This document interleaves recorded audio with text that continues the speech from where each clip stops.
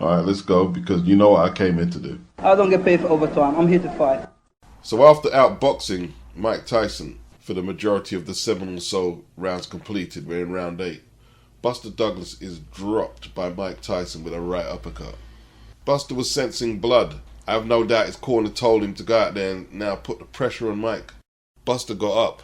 He survived and he finished Mike in round 10. It was a very pivotal moment because Buster never ran through the fight. He didn't run. But while he was using his lateral movement and jab, Mike just couldn't get near to him on this night. He couldn't get near to him. But when he had Mike pinned up on the ropes and he was letting his hands go, he became as vulnerable as any other heavyweight would do against Mike's lethal hands. But he had to do that. You have to go through that. Like, this is what heavyweight boxing is about. Like, Billy Conn, people say, well, why did you start training with Joe Louis? Because the stakes are high. He sensed the title was there for the taking. But he also knows Joe Louis does not want to give up his belt that easy. The adrenaline build up, you've got to go with the flow of the fight. This isn't amateur boxing. If this was amateur boxing, Usyk could box at one set pace for 3 rounds. And no one would say anything about it. Oh, you should have put on a grandstand finish to entertain the crowd. They're not going to do that. This is World Championship boxing. And I said it on Ring IQ's Hangout, and I've said it a few times. Alexander Usyk will not be able to win this fight by running around a ring, as Mike seems to be implying that he will. I don't believe Usyk runs per se. He moves a lot. But, you know, people use running very selectively against fighters they don't like, and they do it for different reasons. Racial bias, nationality bias, etc. But Mike says, if Alexander Usyk wants to beat Tyson Fury, he must stand his ground and fight. Something that Mike doesn't feel will pay off for him. Tyson doesn't believe size will be the defining factor in the fight. He thinks the judges won't appreciate the Ukrainian boxing and moving, and his downfall will come when he stops and is caught by Fury. Tyson's going to get him in the corner. He's going to get him with some punches, and he's going to hurt him eventually. He's going to run all night. He has to stand and fight to win the fight. Yes, there will be a stage where he has to be able to show Tyson that I can beat you in that department too. You can't run and box all night, said Mike. They're not going to give him the decision. No, they won't. They won't. They won't. They want to see some fighting. After watching him and Deontay Wilder in a fight, they ain't going to pay for no running and hitting. Tyson has picked Fury to win. How does Usyk approach this fight? You know, Otto Wallin got credit for making it difficult for Tyson Fury, cutting him and actually buzzing him in the last round. But he was nowhere close to winning the fight. It was a landslide points victory for Tyson Fury. Not saying Otto Wallin is a loser, but Usyk is used to winning. He's won the Olympics, he's been undisputed cruiserweight champion, he's currently unified heavyweight champion. Will that be good enough for him? Yeah, I went distance with Tyson Fury and I cut him and I made it difficult for a couple of rounds, but I didn't really push it to win. Will that be enough to not get knocked out and put up a decent fight? But look, anyone can lose a fight. Anyone can lose a fight. And as long as he doesn't do a David Haye tollgate against Klitschko, I guess that's what I'm saying. Like, David Haye, man, like, he raised so much expectations from people in the country. And I remember purchasing the Boxing News and he said it's going to take a Mike Tyson-like performance against Klitschko. That type of offensive effort. That's what he was saying. And, like, he just skated around the ring for 12 rounds. One of the biggest disappointments I've witnessed in boxing was that fight there. One of the biggest disappointments. Do you disagree? Do you think Usyk can perhaps just stay out of Tyson Fury's reach and try not to engage as little as possible and be successful? I don't think he can.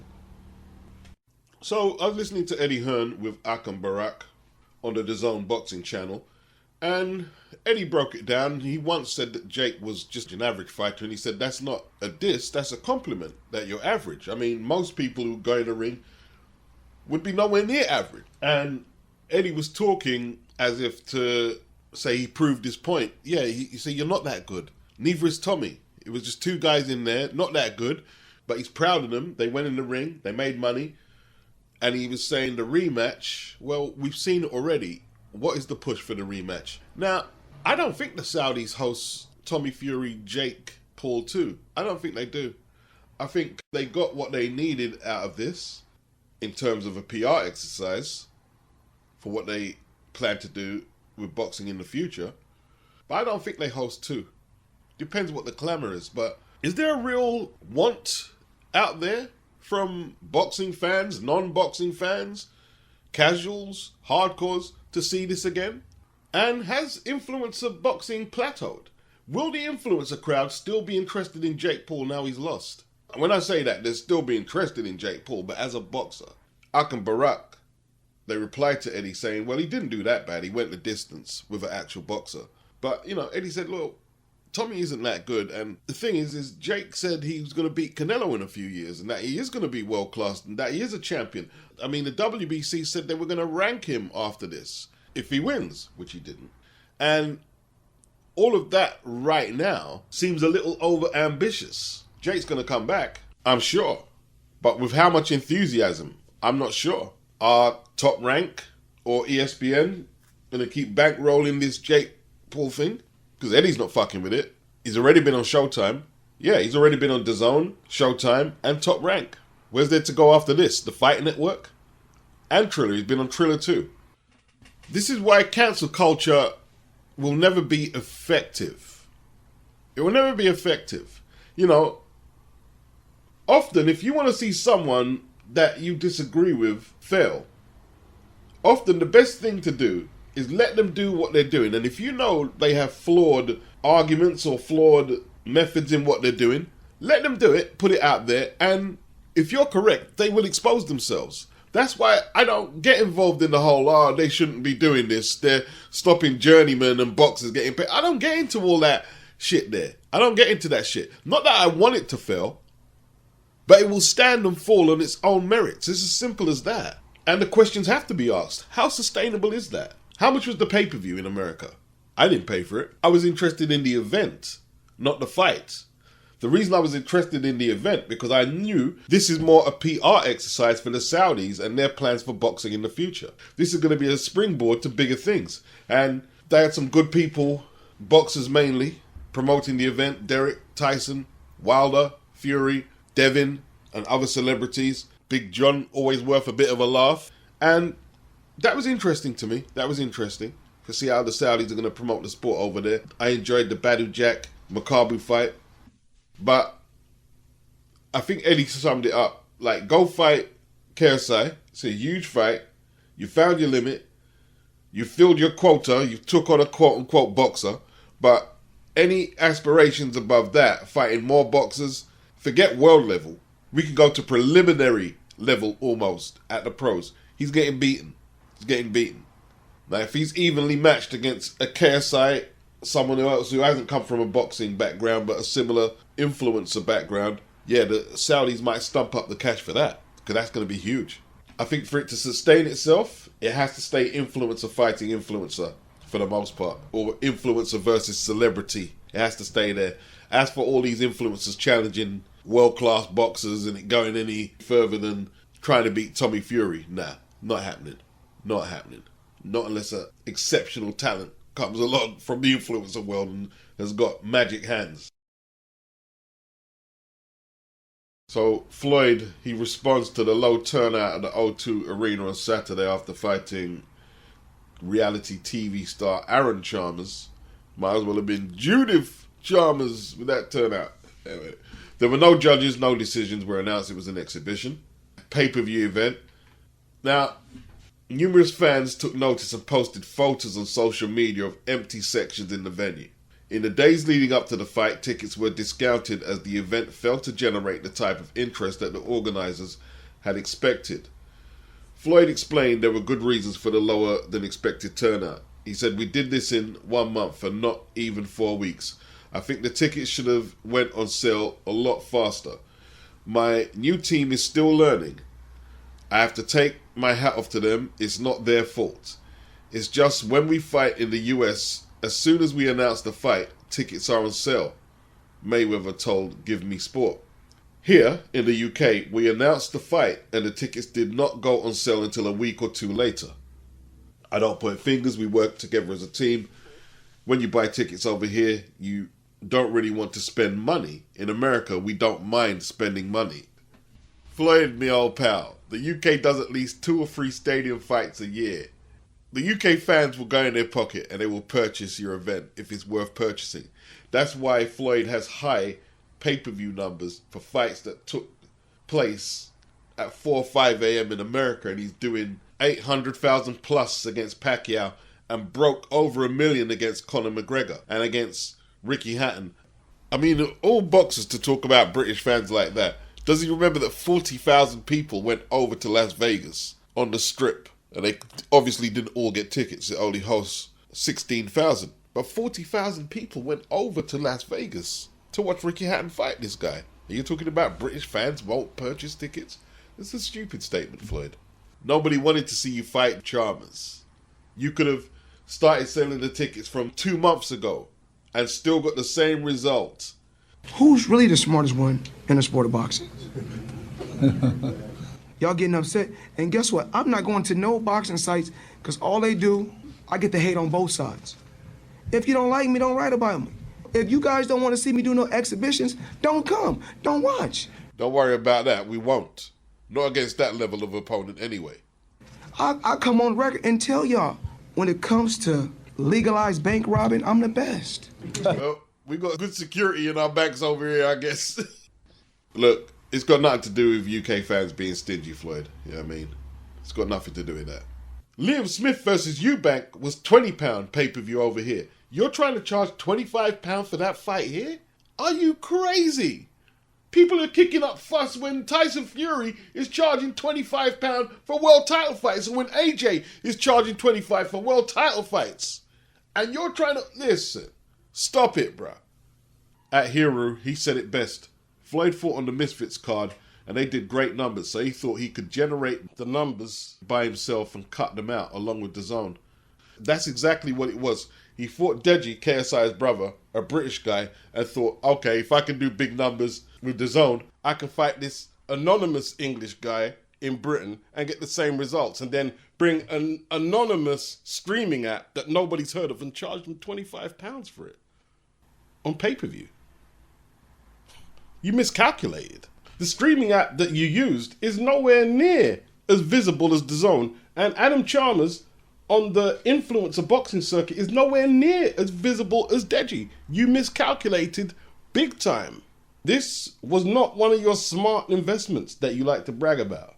And then he did a little inadvertent diss on his team. What did he say? When we fight in the US, as soon as we announce the fight, tickets are on sale. Here, we announced the fight and tickets didn't go on sale until a week or 2 weeks later. I don't point fingers. We work together as a team. When you buy tickets over here, you don't really want to spend money. In America, we don't mind spending money.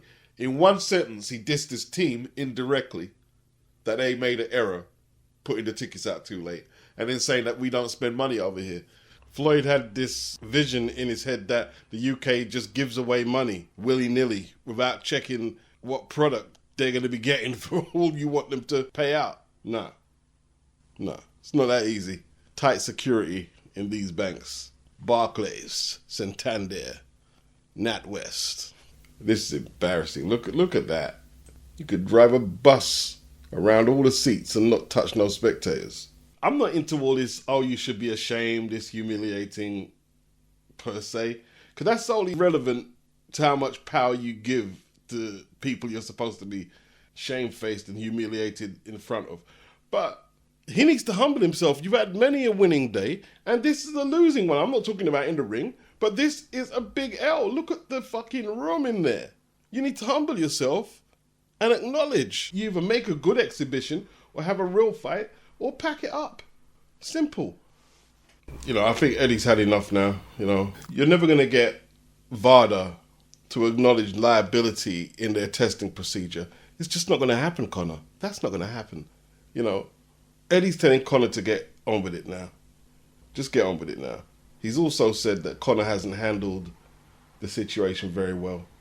And just got to get on with it. And let's start talking about your next opponent more than this clofamine thing. It's not that big a deal, really, you know what I mean? Like, all the people who are pretending they're outraged, they're not really outraged. It's agenda-driven outrage.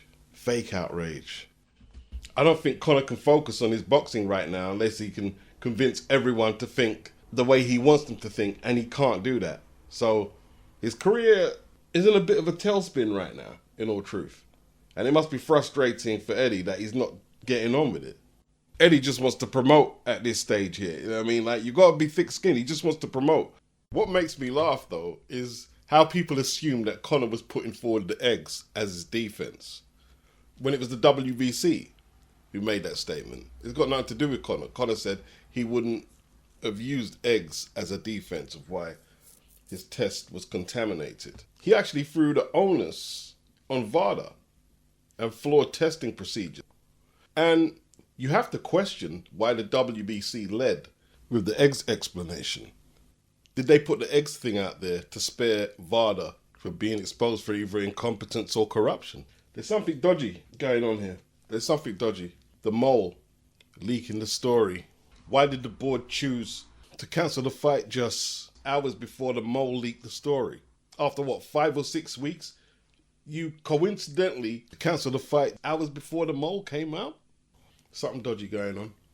I can't put it all together yet. I may never will be able to. And no, it's not like the Billy Joe Saunders case, because there's no doubt that Billy tested positive for the nasal congestion. He had it in his system. The only thing that was up for debate was it in or out of competition? Well, now, where Massachusetts ruled it in competition, the British Boxing Board, or should I say UKAD, ruled it out of competition. The question we have to ask is, did Conor actually test positive for anything? How come one testing agency caught it and the other didn't? He's failed 2 tests with VADA and none with UKAD. There is a possibility one of the labs fucked up. VADA could have fucked up. Yeah, they could have done. Through incompetence or maybe deliberately. I'm not saying 100%, but it could be a possibility. I mean, the WBC weren't going to throw VADA under the bus. That's what they used for the clean boxing program. He said, my sample appears to have come back clear the first time it was tested by VADA. Without explanation, it was retested again after 9 days. And only then did it show a trace positive result. They tested this sample twice. They're also only supposed to test it once. 4 times. And the last time was 9 days after the third time. You was only supposed to run that test once. Why would you run it 4 times? Was it because you were putting something in it and then checking to see if it's there? If Conor has documented evidence of this, he does have a case. Who are these people that the WBC are using to examine the facts? Who are they? Are they approved by WADA? Who are they? There could be any nut job saying, yeah, eggs. What would the motivation be to sabotage Conor's test?